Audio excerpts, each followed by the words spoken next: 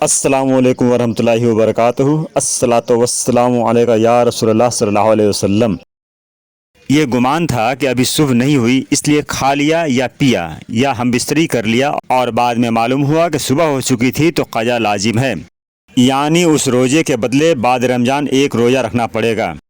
مسافر نے اقامت کی، حیض و نفاس والی عورت پاک ہو گئی، مریض تھا اچھا ہو گیا، کافر تھا مسلمان ہو گیا، مجنون کو ہوش آ گیا، نابالغ تھا بالغ ہو گیا، ان سب صورتوں میں جو کچھ دن کا حصہ باقی رہ گیا ہو اسے روزہ کے مثل گزارنا واجب ہے۔ حیض و نفاس والی عورت صبح صادق کے بعد پاک ہو گئی، اگرچہ جہوہ کبریٰ سے پیشتر ہو اور روزہ کی نیت کر لی تو آج کا روزہ نہ ہوا، نہ فرض نہ نفل، اور مریض یا مسافر نے نیت کر لی یا مجنون تھا ہوش میں آ کر نیت کر لی تو ان سب کا روزہ ہو گیا۔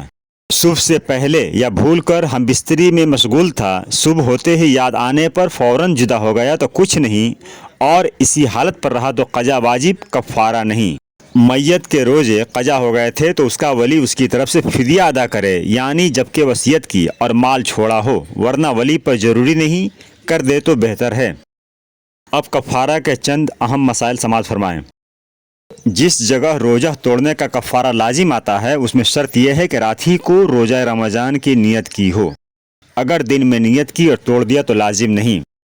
اور کفارہ لازم ہونے کے لیے یہ بھی ضروری ہے کہ روزہ توڑنے کے بعد کوئی ایسا امر واقع نہ ہوا ہو جو روزہ کے منافی ہو، یا بغیر اختیار ایسا امر نہ پایا گیا ہو جس کی وجہ سے روزہ افطار کرنے کی رخصت ہوتی۔ مثلاً عورت کو اسی دن حیض یا نفاس آ گیا، یا روزہ توڑنے کے بعد اسی دن ایسا بیمار ہو گیا جس میں روزہ نہ رکھنے کی اجازت ہے تو کفارہ ساقط ہو جائے گا۔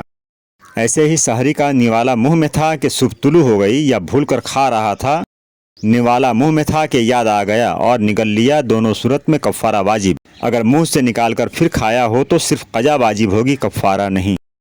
روزہ توڑ ڈالنے کا کفارہ یہ ہے کہ ایک لونڈی یا غلام خرید کر آزاد کرے، اور یہ نہ ہو سکے تو لگاتار 60 روزے رکھے،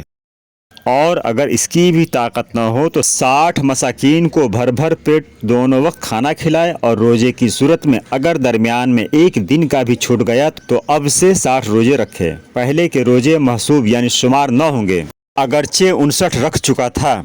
اگرچہ بیماری وغیرہ کسی عذر کے سبب چھوٹا ہو، مگر عورت کو حیض آ جائے تو حیض کی وجہ سے جتنے ناغے ہوئے یہ ناغے نہیں شمار کیے جائیں گے، یعنی پہلے کے روزے اور حیض کے بعد والے دونوں مل کر 60 ہو جانے سے کفارہ ادا ہو جائے گا۔